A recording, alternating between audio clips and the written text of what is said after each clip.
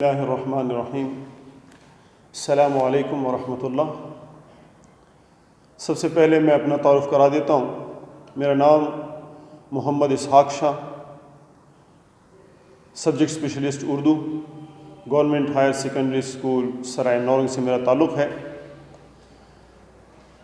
آج ہم جو پڑھنے جا رہے ہیں وہ ہے فرسٹ ایئر کا صفحہ نمبر 117-18 پہ موجود نعت ہے۔ صفحہ نمبر 117 پر محسن کاکوروی کا مختصر تعارف ہے، ان کے حالات زندگی ہیں، اور صفحہ 118 پر ان کی مدح خیر المرسلین قصیدے سے لی گئی نعت ہے۔ تو سب سے پہلے ہم نعت کی تعریف کرتے ہیں کہ نعت کسے کہتے ہیں۔ نعت عربی زبان کا لفظ ہے جس کے معنی وصف اور خوبی کے بیان کرنے کے ہیں، تعریف اور توصیف بیان کرنے کے ہیں۔ کسی چیز کا، کسی شخص کے تعریف کی جائے، توصیف کی جائے، اس کے لغوی معنی ہیں۔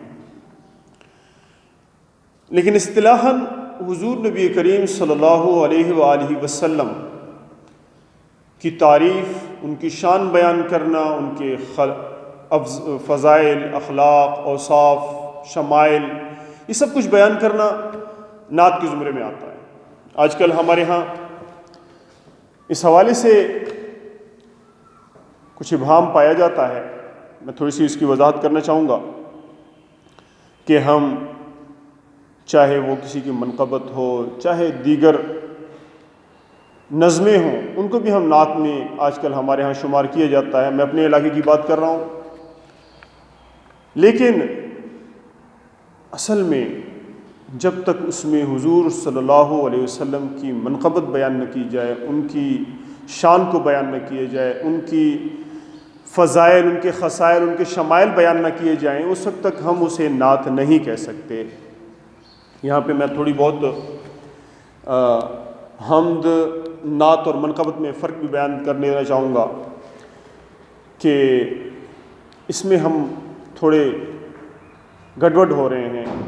ہم اس کی تعریف میں اصطلاحاً اگرچہ حمد اور نعت کے لغوی معنی میں کتنا زیادہ فرق نہیں ہے، وہ بھی تعریف ہی ہے، وہ بھی تعریف ہے، لیکن ساتھ ساتھ اگر ہم دیکھیں تو اصطلاحی لحاظ سے ہم میں اللہ تعالیٰ کی جو تعریف بیان کی جاتی ہے، اللہ تعالیٰ کی حمد و ثنا بیان کی جاتی ہے، اسے ہم کہتے ہیں۔ اور ساتھ میں جو نعت ہے، تو نعت میں صرف اور صرف رسول اللہ صلی اللہ علیہ وسلم کی تعریف و توصیف بیان کی جاتی ہے، ان کے خصائل، ان کے شمائل کو بیان کیا جاتا ہے، تو اسے نعت کہتے ہیں۔ اور ساتھ میں جو منقبت ہے، منقبت کے بارے میں ہم نے بات کی ہے کہ اس کے فرق بھی ہم بیان کریں گے۔ تو اس کے علاوہ چاہے وہ صحابہ کرام رضی اللہ عنہم مجمعین ہوں، چاہے تابعین ہوں، تبع تابعین، اس کے بعد جو بزرگ رہے ہیں، اگر ان کی شان بیان کی جائے، ان کی تعریف بیان کی جائے، ان کے فضائل بیان کیے جائیں، تو اس کو ہم منقبت کہہ دیں گے۔ تو بات چل رہی تھی نعت کی تعریف کے حوالے سے۔ تو وہ تمام نظمیں جس میں حضور صلی اللہ علیہ وسلم کی ثنا و ستائش، وصف اور خوبی بیان کی جائے، تو اسے ہم نعت کہیں گے۔ اس میں ان کے جو نظمی ہوں، چاہے وہ نثری ہوں، جس بھی حال میں ہوں، تو وہ نعت ہی کہلائے گی۔ عربی زبان میں نعت کے لیے لفظ مدح رسول استعمال ہوتا ہے صلی اللہ علیہ وآلہ وسلم، اور اسلام کی ابتدا سے آج تک شعراء اس حوالے سے نظمیں لکھتے رہے ہیں، نعتیں لکھتے رہے ہیں۔ خصوصاً ابتداءً اگرچہ صحابہ کرام میں کئی صحابہ کرام رہے ہیں، لیکن میں یہاں پہ حضرت حسان بن ثابت رضی اللہ عنہ کا ذکر اس لیے کرنا چاہوں گا کہ ان کو تو خود شاعر دربار رسالت کا نام دیا گیا ہے۔ کہ وہ کیا ہیں؟ کہ وہ شاعر دربار رسالت ہیں، اور خود رسول اللہ صلی اللہ علیہ وسلم نے ان سے نعت کو سماعت فرمایا، خود فرمائش کی ہے کہ مجھے سناؤ، اگرچہ رسول اللہ صلی اللہ علیہ وسلم ہجو کو منع فرماتے تھے۔ یہاں پہ ضمناً یہ بات آ گئی حضرت حسان بن ثابت رضی اللہ عنہ کے حوالے سے، کسی کی برائی کو بیان کرنے کو، لیکن چونکہ شعراء قریش جو تھے وہ حضور صلی اللہ علیہ وسلم کی ہجو گوئی کر رہے تھے، تو حضرت حسان رضی اللہ عنہ نے اجازت مانگی، اجازت دربار رسالت سے چاہی کہ یا رسول اللہ صلی اللہ علیہ وسلم مجھے اجازت فرمائیں کہ میں ان کے سرداروں کی ہجو پہ بیان کر دوں۔ تو رسول اللہ صلی اللہ علیہ وسلم نے فرمایا کہ حسان تم کیسے ان کی ہجو کرو گے، کیوں سے ان کی برائی بیان کرو جب میں خود ان میں سے ہوں، میں خود قبیلہ قریش کا باشندہ ہوں، ان کی آل اولاد ان کی نسل سے ہوں۔ تو حضرت حسان رضی اللہ عنہ نے فرمایا، عرض کیا یا رسول اللہ میں آپ کو اس طرح اس میں سے نکال دوں گا جیسے آٹے میں سے بال نکال لیا جاتا ہے۔ تو کہنے کا مقصد یہ ہے کہ حسان بن ثابت رضی اللہ عنہ مشہور نعت گو ہیں کہ انہوں نے رسول اللہ کی صلی اللہ علیہ وسلم کی زندگی میں نہ صرف رسول اللہ صلی اللہ علیہ وسلم کی مدح سرائی، تعریف و توصیف بیان کی، ان کے فضائل و شمائل بیان کیے، بلکہ ساتھ ہی ساتھ ان کو شاعر دربار رسالت کا نام بھی دیا گیا ہے، اور خود رسول اللہ صلی اللہ علیہ وسلم نے ان سے نعت سماعت فرمائی ہے۔ اس کے علاوہ کعب بن زہیر رضی اللہ عنہ اور حضرت عبداللہ بن رواحہ رضی اللہ عنہما کے بھی نام آتے ہیں کہ انہوں نے بھی حضور صلی اللہ علیہ وسلم کی نعت بیان کی ہے۔ لیکن یہاں پہ میں نے خصوصاً حضرت حسان رضی اللہ عنہ کا حوالہ اس لیے دیا کہ آج ہم جس نعت کو پڑھنے جا رہے ہیں محسن کاکوروی کی، تو محسن کاکوروی کو حسان وقت کا لقب بھی دیا گیا کہ وہ موجودہ وقت کے حسان ہیں۔ اس طرح حسان رضی اللہ عنہ کے زبان پر ہمیشہ نعت رسول مقبول جاری رہا کرتی تھی، جس طرح وہ ہر وقت اسی پہ سوچتے رہتے تھے کیسے میں حضور صلی اللہ علیہ وسلم کی تعریف و توضیح، ان کے خصائل و شمائل بیان کروں، اسی طرح محسن کاکوروی بھی ہر وقت اسی سوچ میں رہتے کہ میں کیسے زیادہ سے زیادہ حضور صلی اللہ علیہ وسلم کی مدح سرائی کروں۔ اس حوالے سے ایک روایت ہے کہ محسن 9 سال کے تھے کہ انہیں خواب میں حضور نبی کریم صلی اللہ علیہ وسلم کی زیارت نصیب ہوئی، اس پر اظہار مستند کے طور پر انہوں نے اتنی چھوٹی عمر میں فارسی میں ایک نظم لکھی، نعت لکھی، نظم لکھی۔ اگرچہ ان کا زیادہ تر کلام حمدیہ اور نعتیہ ہے، تو اس حوالے سے وہ خود ایک جگہ اپنے کلام میں کہتے ہیں کہ سخن کو رتبہ ملا ہے میری زباں کے لیے، سخن کو رتبہ ملا ہے میری زباں کے لیے، زباں ملی ہے مجھے نعت کے بیان کے لیے۔ اور اگلے شعر میں فرماتے ہیں کہ ازل میں جب ہوئی تقسیم نعمت محسن، ازل میں جب ہوئی تقسیم نعمت محسن، کلام نعتیہ رکھا میری زباں کے لیے۔ تو یہاں میں مختصراً محسن کاکوروی کا تعارف بھی کروا دینا چاہوں گا۔ ان کی پیدائش ہوئی 1826 میں، اور وفات ان کی ہے 1905 میں۔ نام ان کا محمد محسن تھا، محسن ہی ان کا تخلص تھا۔ لکھنؤ کے ایک قصبے کا کاکوری میں پیدا ہوئے، لکھنؤ سے ان کے تعلق تھا، وہاں ایک قصبہ تھا کاکوری، تو وہاں پیدا ہوئے۔ اس وقت کے جو رائج علوم تھے ان کو حاصل کرنے کے بعد انگریزی تعلیم بھی حاصل کی، اور پھر عدالتی کاموں میں مشغول ہو گئے، عدالت میں سروس کی۔ بہرحال محسن کی جو شاعری ہے وہ مجموعی طور پر زباندانی کا ایک عمدہ نمونہ ہے، بہترین زباندانی انہوں نے یعنی اردو زبان کو بہترین انداز سے پیش کیا اپنی نعتوں میں، اپنی مدح میں، اپنے جو انہوں نے کلام پیش کیا ہے۔ تو میں پہلے کہہ چکا ہوں کہ اردو نعتیہ ادب کے اولین ستون ہیں، اور ان کو حسن وقت کا لقب بھی دیا گیا ہے۔ ابتدا میں اگرچہ انہوں نے کچھ غزلیں، قصیدے اور مثنوی بھی لکھیں، لیکن اس کے بعد پھر پوری عمر صرف نعت گوئی کرتے رہے، اور صرف 16 سال کی عمر میں ایک ایسا شاندار نعتیہ قصیدہ لکھا جو بقول ناقدین کے، تنقید نگار کہتے ہیں کہ خیالات کی پاکیزگی، جذبات کی صداقت، بیان کی ندرت اور تعظیم و محبت سے بھرپور ایک نعتیہ کلام ہے، اور آج تک اسی وجہ سے یہ ایک شاندار نعتیہ کلام سمجھا جاتا ہے۔ خود وہ اپنے کلام کے بارے میں کہتے ہیں، جیسے میں پہلے کہہ چکا ہوں کہ سخن کو رتبہ ملا ہے میری زباں کے لیے، اور زباں ملی ہے مجھے نعت کے بیاں کے لیے۔ یعنی انہوں نے اپنی زندگی نعت کے لیے وقف کر دی۔ اصل میں دراصل عشق نبی ہمارے ایمان کا حصہ ہے۔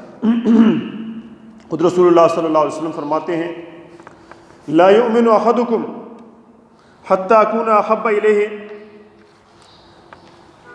من والدہ وولدہ والناس اجمعین۔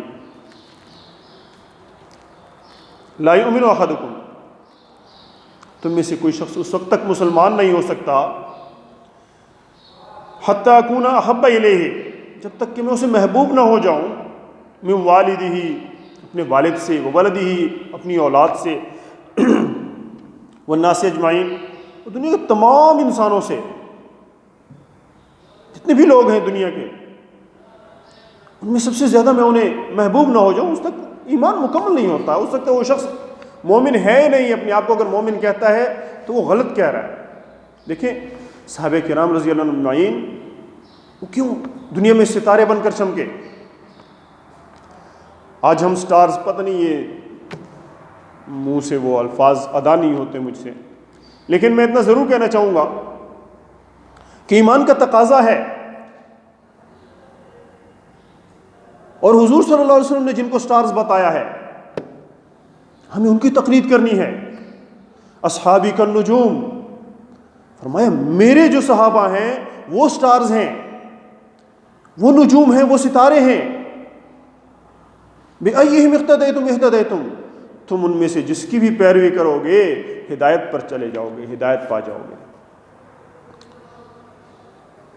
عزیز طلبہ،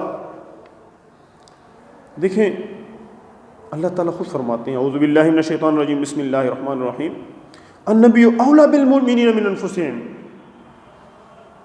النبی اولیٰ بالمؤمنین من انفسہم۔ حضور نبی کریم صلی اللہ علیہ وسلم کے حوالے سے اللہ تعالیٰ فرماتے ہیں کہ نبی حضور صلی اللہ علیہ وسلم زیادہ درجے والے ہیں، بہت اعلیٰ، مومنین کے حوالے سے، مومنین کی نسبت ان کی اپنی جانوں سے بھی زیادہ ان کو عزیز ہونا چاہیے۔ رسول اللہ صلی اللہ علیہ وسلم کی محبت، ان کی شان، وہ بہت زیادہ، ان کی جانوں سے بھی ان کو زیادہ عزیز ہونی چاہیے۔ وَأَزْوَاجُهُ أُمَّهَاتُهُمْ، اور ان کی جو زوجات ہماری مائیں ہیں وہ ان کی مائیں ہیں، امہات المومنین۔ اسی وجہ سے، اس آیت کی وجہ سے انہیں امہات المومنین کا درجہ ملا ہے۔ ازواج مبارکہ جتنی بھی ہیں وہ ہماری سب مائیں ہیں، امہات المومنین، اسی وجہ سے اس آیت کی وجہ سے انہیں کہا جاتا ہے۔ دوسری جگہ فرمایا وَمَا آتَاكُمُ الرَّسُولُ فَخُذُوهُ وَمَا نَهَاكُمْ عَنْهُ فَانْتَهُوا، اور جو کچھ تمہیں وہ دیں کہ ایسا کیا کرو ویسا کیا کرو، فَخُذُوهُ وَمَا نَهَاكُمْ عَنْهُ، اور جس چیز سے تمہیں منع فرمائیں فَانْتَهُوا، اس سے منع ہو جاؤ، اسے چھوڑ دو۔ اور دوسری جگہ اللہ تعالیٰ فرماتے ہیں فَلَا وَرَبِّكَ لَا يُؤْمِنُونَ حَتَّى يُحَكِّمُوكَ فِيمَا شَجَرَ بَيْنَهُمْ، قسمیہ فرماتے ہیں اللہ تعالیٰ، قسم ہے تیرے رب کی، لا یؤمنون، یہ مومن نہیں ہو سکتے، حتی یحکموک، جب تک وہ آپ کو جج نہ بنا دیں، قوت فیصلہ آپ کو نہ دے ڈالیں، فیما شجر بینہم، جب ان کے درمیان کوئی معاملہ، کوئی جھگڑا چلے، کوئی مسئلہ آئے، تو ہمیشہ اپنے فیصلے کس بات پہ کیا کریں؟ حضور صلی اللہ علیہ وسلم کی تعلیمات کے مطابق، ان کی احکامات کے مطابق، اس کے علاوہ کسی بھی دوسری طریقے سے اپنا فیصلہ نہیں کرنا۔ عشق نبی ہمیں کیا کہتا ہے؟ من یطع الرسول فقد اطاع اللہ۔ عشق نبی یہ نہیں ہے کہ میں صرف زبان سے کہتا رہوں کہ میں عاشق نبی ہوں۔ عشق رسول تو ہمیں اطاعت کا کہتا ہے۔ من یطع الرسول، کہ جس نے اطاعت کی رسول اللہ صلی اللہ علیہ وسلم کی، جس نے اپنے آپ کو اپنا حلیہ ویسا بنایا، فقد اطاع اللہ، تو دراصل کیا کیا اس نے؟ اللہ تعالیٰ کی اطاعت کی۔ حکم ہے باقاعدہ قرآن پاک کا۔ دوسری جگہ فرمایا اعوذ باللہ من الشیطان الرجیم بسم اللہ الرحمن الرحیم ومن یطع اللہ والرسول فاولئک مع الذین انعم اللہ علیہم من النبیین والصدیقین والشہداء والصالحین۔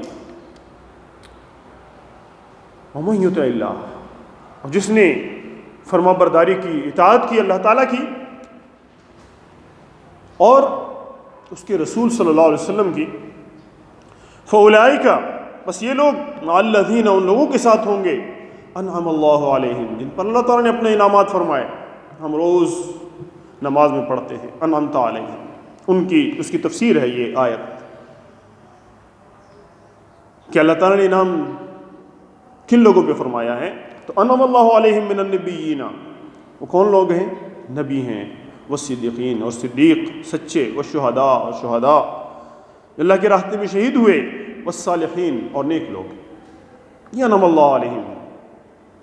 تو یہاں بھی پہلے کیا فرمایا؟ من یطع اللہ والرسول، یہ وہ لوگ ہیں جن پر اللہ نے انعام فرمایا، تو ان کے ساتھ کون لوگ ہوں گے؟ جنہوں نے اللہ اس کے رسول کی اطاعت کی، جنہوں نے کوشش کی کہ میں اپنی زندگی اللہ تعالیٰ کے احکامات اور رسول اللہ صلی اللہ علیہ وآلہ وسلم کے پیاری پیاری سنتوں کے مطابق گزاروں، اپنے جسم کو، اپنے حلیے کو، اپنے لباس کو، اپنے اٹھنے بیٹھنے کو میں کس کے مطابق بناؤں؟ پیارے رسول صلی اللہ علیہ وسلم، جیسے انہوں نے اپنی زندگی گزاری میں اپنی کوشش کروں میں ویسے اپنی زندگی گزاروں۔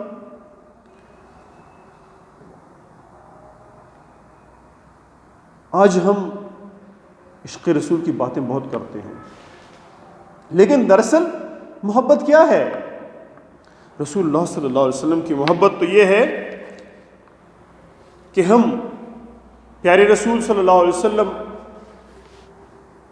کے بتائے ہوئے راستے پہ چلیں، ان کی سنتوں کو اپنائیں، ہماری شادی، ہماری غمی، ہر حال میں ہم کوشش کریں کہ میرے تمام طریقے، میری زندگی کی تمام جو گوشے ہیں وہ رسول اللہ صلی اللہ علیہ وسلم کے بتائے ہوئے طریقوں کے مطابق ہوں۔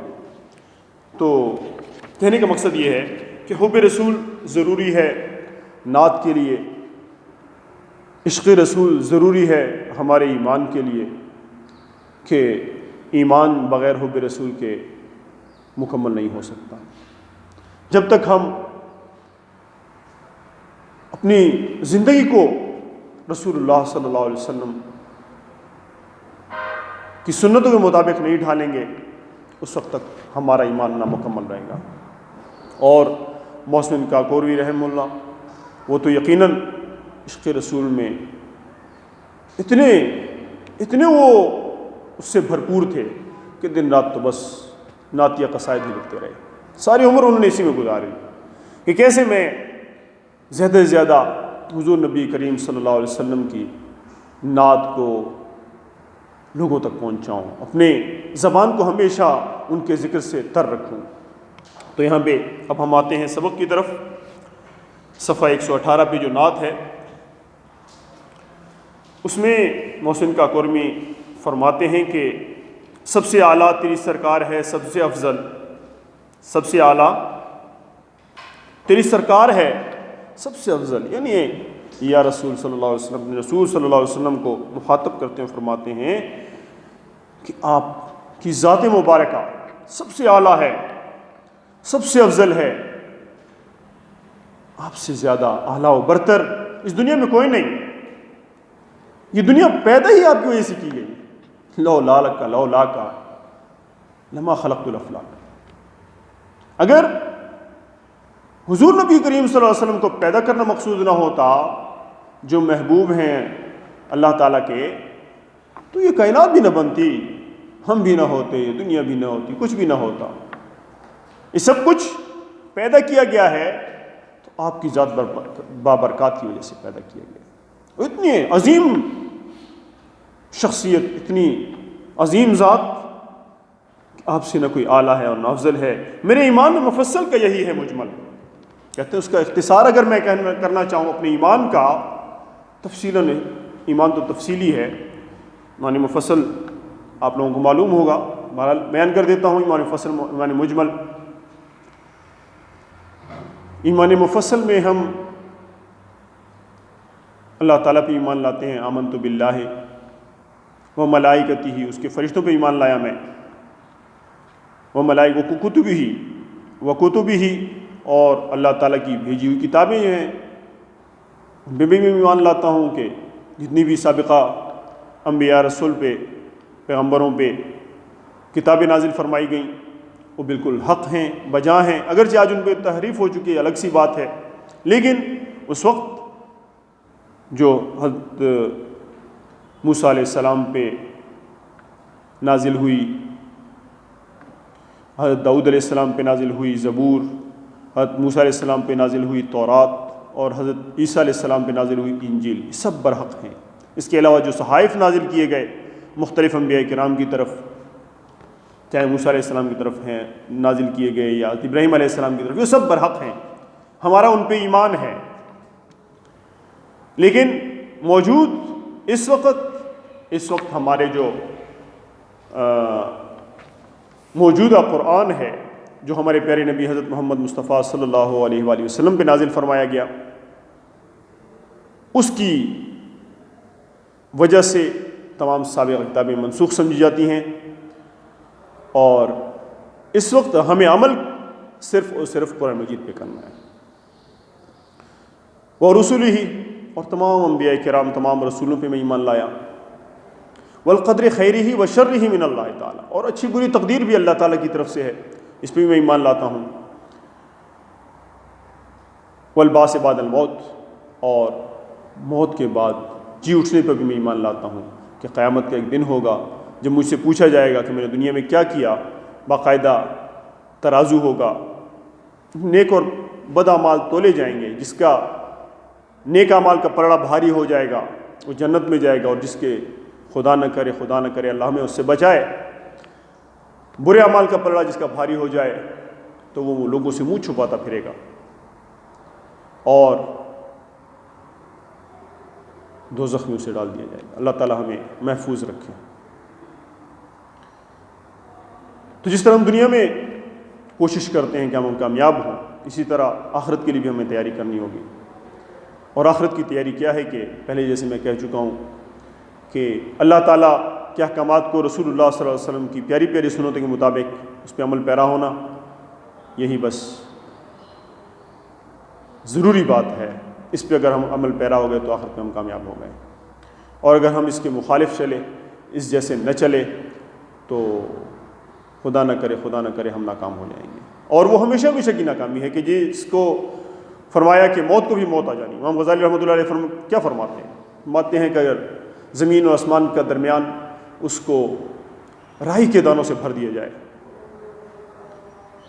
لیکن بہت چھوٹا ہوتا ہے، رائی کا دانہ بہت چھوٹا ہوتا ہے، چھوٹا سا ذرہ ہوتا ہے، اگر اس سے بھر دیا جائے اور 1000 سال بعد ایک پرندہ آئے اس میں سے صرف ایک دانہ اٹھائے، اتنا بڑا خلا، یہ لاکھوں کروڑوں سال کا میلوں کا سفر ہے، نہ معلوم کتنا سفر ہے.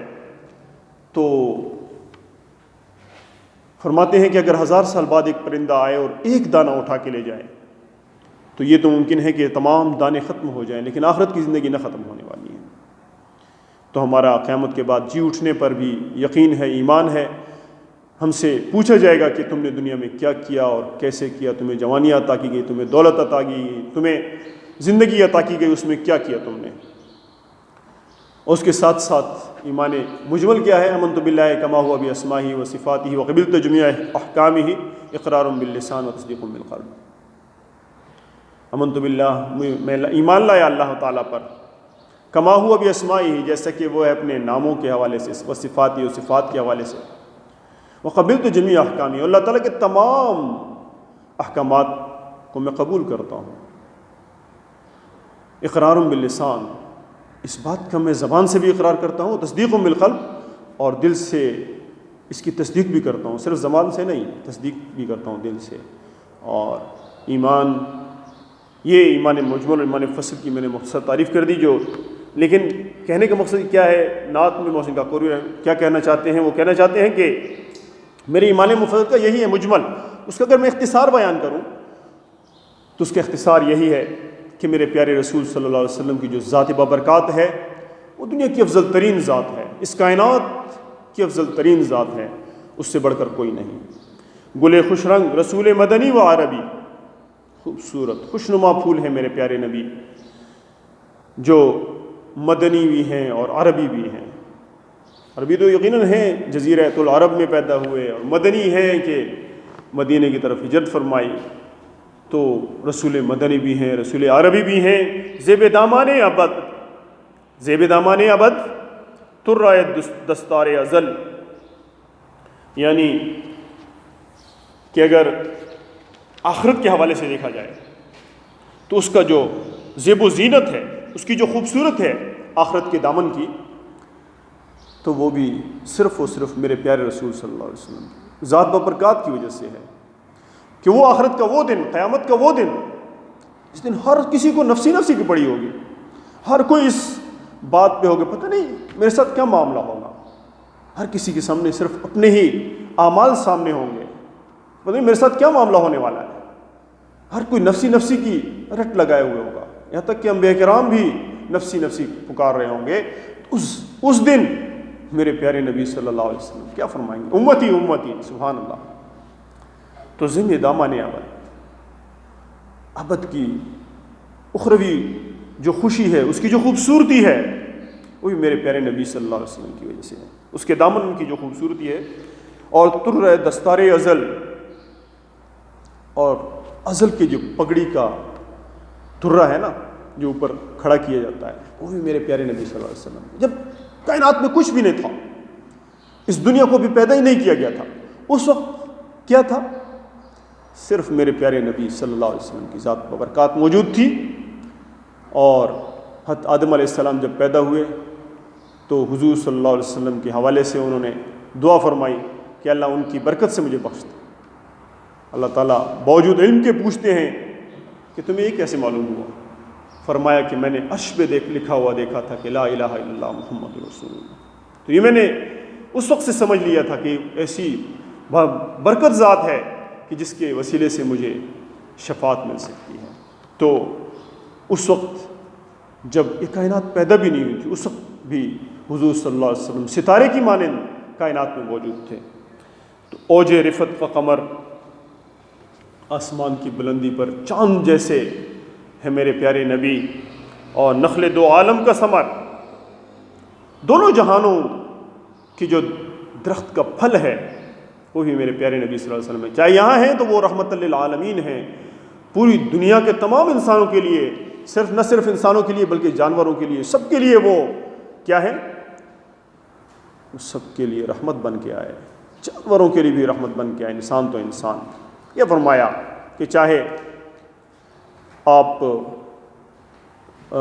کا پڑوسی کافر ہے، اس کے ساتھ بھی اچھا سلوک رکھو، اس کی حوالے سے کبھی یہ مت سوچو کہ وہ اللہ کو ماننے والا نہیں ہے، بے شک اس کی اپنی ذاتی وہ ہے، اس سے اللہ خود پوچھیں گے، لیکن اب آپ کو پڑوسی ہے، وہ کسی بھی مذہب سے تعلق رکھتا ہے، آپ کو اس سے حسن اخلاق سے پیش آئیں۔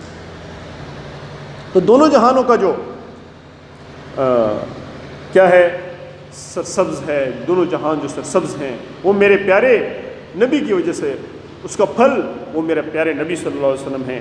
بحر وحدت کا گوہر، اللہ تعالیٰ کی جو توحید ہے، وحدانیت ہے، اگر اس کو ہم سمندر سے تشبیہ دے دیں، بقول شاعر محسن کاکوروی، کہ اگر اس کو ہم کسی سمندر سے تشبیہ دے دیں تو اس کے، اور تمام انسانوں کو اگر قطروں سے تشبیہ دے دیں، تو اس میں جو موتی ہے جس کی وجہ سے سمندر خوبصورت نظر آ رہا ہے، تو وہ بھی میرے پیارے نبی صلی اللہ علیہ وسلم، چشمہ کثرت کا کنول۔ تو جو کنول کا پھول ہوتا ہے نا، اگر اس کو آپ دیکھیں تو پانی کے اوپر خوبصورت تر و تازہ، اس کے اوپر باقی پانی میں چیزیں تمام گل جاتی ہیں، لیکن کنول کے پھول میں اللہ تعالیٰ نے ایک ایسی خاصیت رکھی ہوئی ہے کہ وہ پانی کے اوپر تیرتا رہتا ہے لیکن وہ خراب نہیں ہوتا۔ تو حضور صلی اللہ علیہ وسلم کی یہاں پہ تشبیہ دیتے ہوئے فرماتے ہیں کہ اگر ہم دیکھیں تو بالکل یوں نظر آتا ہے جیسے حضور صلی اللہ علیہ وسلم کیا ہے، پانی کے اوپر کمل کے پھول جیسے خوبصورت ہیں۔ ہے تمنا، کیا فرمایا کہ میری تمنا ہے کہ رہے نعت سے تیرے خالی، نہ میرا شعر نہ قطع نہ قصیدہ نہ غزل۔ میری یہ تمنا ہے یا رسول اللہ صلی اللہ علیہ وسلم کہ آپ کی نعت سے، آپ کی مدح سے، آپ کی توصیف سے، آپ کے شمائل و فضائل سے نہ میرا کوئی شعر خالی ہو، نہ میرا کوئی قطعہ خالی ہو، نہ کوئی قصیدہ اور نہ غزل۔ یہاں پہ مختصر سی میں تعریف بیان کرتے جاؤں۔ شعر تو آپ جانتے ہیں کہ دو مصروں سے جو بنا ہوا ہو، نظمیہ جس میں بحر اور وزن کا خیال رکھا گیا ہو۔ قطعہ ایک ایسی مختصر نظم جس میں خیال مسلسل بیان کیا جائے اور جو 2 اشعار کم سے کم 2 اشعار پہ مشتمل ہو۔ اسی طرح قصیدہ جو ہے وہ بادشاہوں، عمراء وغیرہ کی تعریف میں لکھنے والی جو نظم ہوتی ہے اسے قصیدہ کہتے ہیں، اور غزل کہتے ہیں کہ یہ اردو شاعری کی مقبول ترین جو صنف ہے وہ غزل ہے، اور اس کے لغوی معنی ہے عورتوں سے گفتگو کرنا یا عورتوں کی گفتگو کرنا، اور اس میں قافیہ اور ردیف کا اہتمام کیا جاتا ہے، اور اس میں ہر شعر جداگانہ مضمون کا حامل ہوا کرتا ہے۔ بہرحال شاعر کی تمنا ہے کہ میرا نعت سے نہ میرا کوئی شعر خالی ہو، نہ کوئی قطعہ خالی ہو، نہ قصیدہ اور نہ غزل ہو۔ میرا ریشہ امید کا جو دھاگا ہے، یا مراد میری جو تمنا ہے وہ نخل سرسبز جس کی ہر شاخ میں ہو پھول، ہر پھول میں پھل، کہ وہ ایسا باغ ہو، نخلستان ہو، وہ سرسبز باغ ہو کہ جس کی ہر شاخ میں ایسا درخت ہو سرسبز کہ ہر شاخ میں پھول ہو اور ہر پھول میں پھر پھل ہو، یعنی پھل اور پھول سے بھرپور ہو۔